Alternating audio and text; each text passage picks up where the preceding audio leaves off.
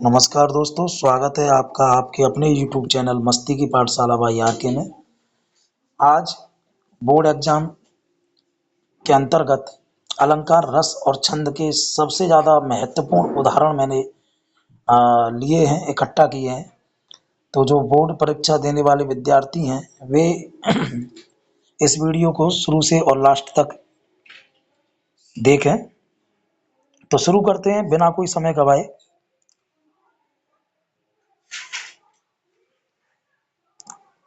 पहले बात कर लेते हैं अलंकार से संबंधित प्रश्नों की। बंधौ गुरुपद पदम परागा, इस पंक्ति में कौन सा अलंकार है? अनुप्रास, यमक, सलेश, उपमा। तो आप जल्दी से जवाब दीजिए। इसका सही आंसर है अनुप्रास अलंकार, क्योंकि इसमें पद पदम परागा यानी पा वर्ण की आवर्ती, पा अक्षर बार बार आया है, इसलिए यहाँ अनुप्रास अलंकार होगा। प्रश्न संख्या 2 देख लेते हैं। खग, क्रदन, मृग, त्रदन, विहग, विलाप में कौन सा अलंकार है? बताइएगा। अनुप्रास, बी अतिशयोक्ति, सी उत्प्रेक्षा, डी विरोधाभास।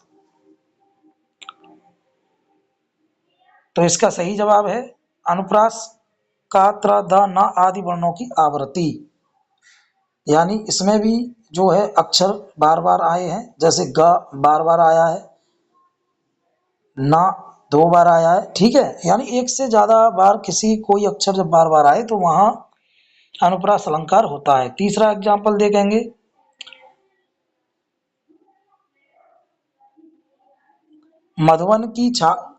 मधुवन की छाती को देखो, सूखी कितनी इसकी कलियां में कौन सा अलंकार है? ए रूपक, बी मानवीकरण, सी उपमा, डी व्यतिरेक।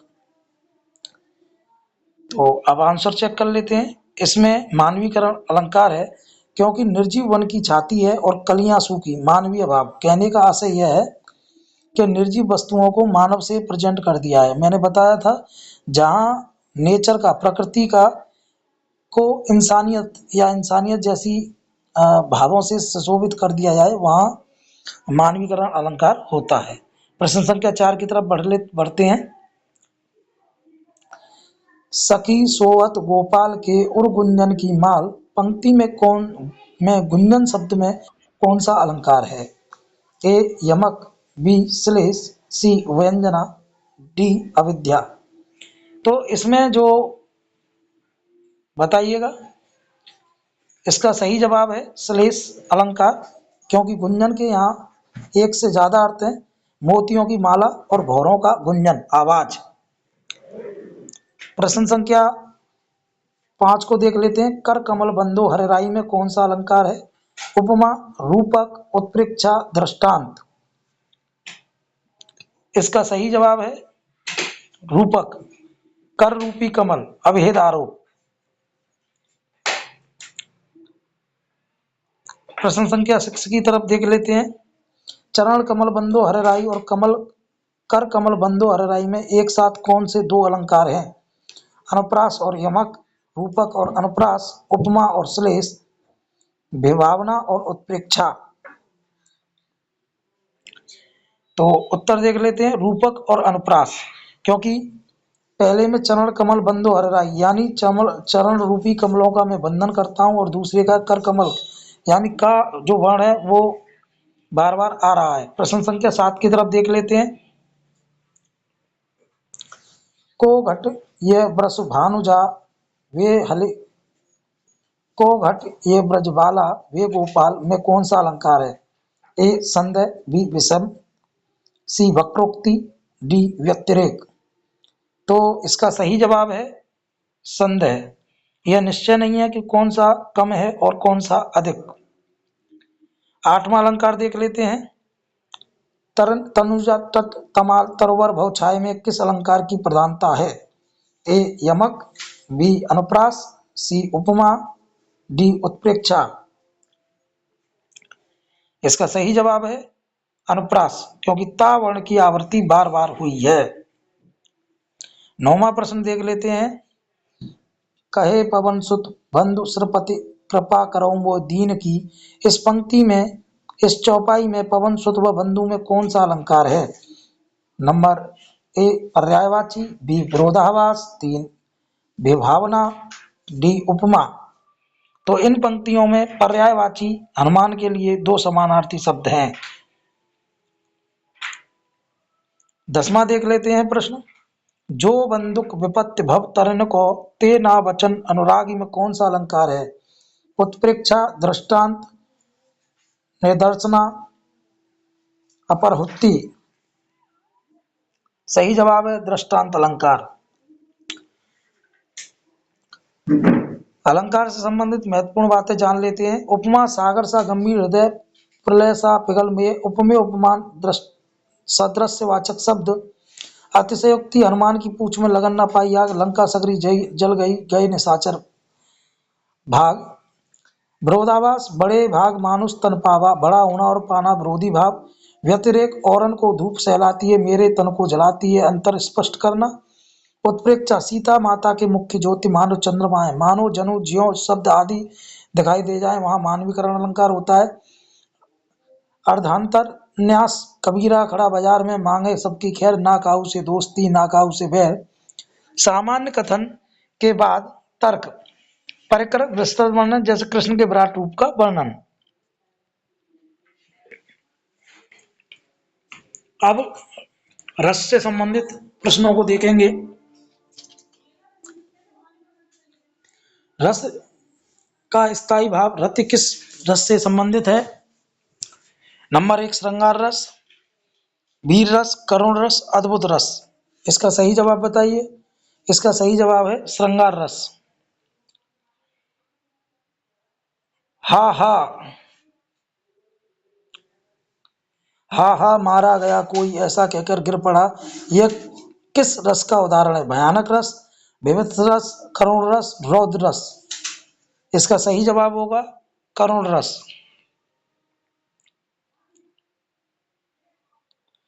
चढ़त नवीन धन गर्जत घोर, बूंद बरसत झरझर मोर। यह पंक्ति प्रमुख रूप से किस रस की है? शांत रस, श्रृंगार रस, संयोग, वीर रस, अद्भुत रस। इसका सही जवाब होगा श्रृंगार रस। वर्षा ऋतु में प्रिय के मिलन की आशा। प्रश्न नंबर अगला देख लेते हैं। महाबली हनुमान ने लंका जलाकर राक्षसों में खलबली मचा दी, यह वाक्य किस रस का उदाहरण है? नंबर 1 वीर रस, 2 रौद्र रस, 3 अद्भुत रस, 4 भयानक रस। तो ये जो है वीर रस का उदाहरण है। किस रस का स्थायी भाव क्रोध है? ए वीर रस, बी रौद्र रस, सी भयानक रस, डी विभत्स रस। किस रस का स्थायी भाव क्रोध है? तो क्रोध वीर रस का रौद्र रस का स्थायी भाव है। अगला प्रश्न देख लेते हैं। बिजली चमकी, बादल गरजे, सब प्राणी डर से कांपने लगे, यह किस रस का नमूना है? अद्भुत रस, भयानक रस, विभत्स रस, करुण रस। इसका सही जवाब है भयानक रस। रस को काव्य की किस रूप में, रस को काव्य की क्या माना जाता है? तो रस को काव्य की आत्मा माना जाता है। निस्दिन प्रति सोचत, दुख दीनों को दीन, विनय करत शब्द नाही, भई बैरन प्रवीण। यह पंक्ति किस रस से संबंधित है? इसका सही जवाब होगा श्रृंगार रस से संबंधित है यह पंक्ति। घायल होकर गिरा हुआ योद्धा अपने मित्र को देखकर विलाप करने लगा, इसमें कौन सा अलंकार है? तो इसका सही जवाब है करुण रस। हास्य रस का स्थायी भाव क्या होता है? तो हास्य रस का स्थायी भाव हास होता है। रस से महत्वपूर्ण कुछ उदाहरण और बता रहा हूं मैं, ध्यान से सुनिएगा। विभत्स रस, कटी लटकी हुई छाती, बह रही लहू की धार, देख सब उबल उठे, हो गया कोलाहल अपार। जुगुप्सा स्थायी भाव। अद्भुत रस का देखेंगे, देखो वह क्या है, आकाश क्रोध से अग्नि पुंज गिर रहा। विस्मय स्थायी भाव। शांत रस, जब तक अलंकार है तब तक दुख है, अलंकार मिटते ही शांति आती है। निर्वेद स्थायी भाव। वात्सल्य रस, बालक कृष्ण को माता यशोदा नहला रही है, वात्सल्य स्थायी भाव। भक्ति रस, हे प्रभु तुम्हारे चरणों में मेरा सर्वस्व समर्पित है। तो ये थे महत्वपूर्ण रस के उदाहरण। अब आगे बात करते हैं छंद की। तो छंद से संबंधित प्रश्न को देख लेते हैं। दोहा छंद के प्रत्येक चरण में कितनी मात्राएं होती हैं? तो दोहा चरण के प्रत्येक पहले और दूसरे चरण में 13 और 11 मात्राएं और तीसरे और चौथे चरण में पहले और तीसरे चरण में 13 मात्राएं, दूसरे और चौथे चरण में 11 मात्राएं होती हैं, यानी 13-11। चौपाई छंद के प्रत्येक चरण में कितनी मात्राएं होती हैं? चौपाई छंद के प्रत्येक चरण में 16 मात्राएं होती हैं। अगला प्रश्न देखेंगे, सोराठा छंद का मात्र क्रम दोहे से कैसे भिन्न है? चरणों का क्रम उल्टा, यानी दोहे और सोराठा एक दूसरे के अपोजिट होते हैं, विलोम होते हैं, उल्टा होते हैं। रोला छंद के प्रत्येक चरण में कितनी मात्राएं होती हैं? रोला छंद के प्रत्येक चरण में 24 मात्राएं होती हैं। कवित्त कविता छंद किस प्रकार का छंद है? तो कवित्त कविता छंद वार्णिक छंद है, वर्णों की गणना पर आधारित छंद है। हर गीत का छंद के प्रत्येक चरण में कितनी मात्राएं होती हैं?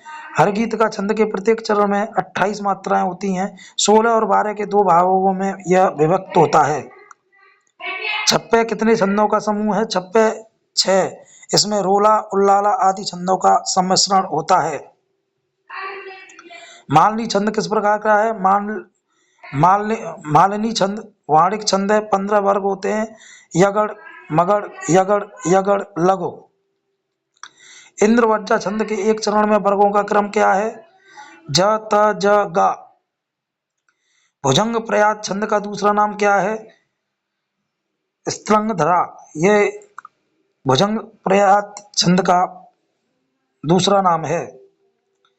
अब छंद से रिलेटिव और महत्वपूर्ण चीजें देख लेते हैं। दोहा उदाहरण, समरथ को नाही दोष गुसाई, जा पर ताप कृपा नहीं आई। सोरठा उदाहरण, दोहे का उल्टा, जा पर ताप कृपा नहीं आई, समरथ को नहीं दोष गुसाई। ध्यान दें, तुक पहले और तीसरे चरण में। चौपाई को देख लेते हैं। चौपाई उदाहरण, बंधव गुरुपद पद्म परागा, सुरुच सुभाष सरस अनुरागा। रोला उदाहरण, 24 मात्रा, जो उदित होए अंधयारा मिटाई, सोई दिनकर कहे सोई भाई।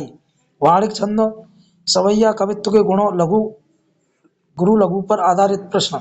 मात्र व वार्णिक छंद में अंतर।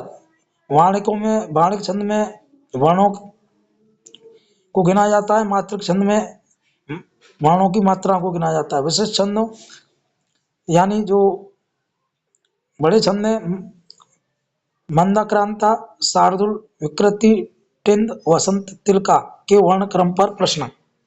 तो ये था दोस्तों रस, अलंकार और छंद से महत्वपूर्ण प्रश्न।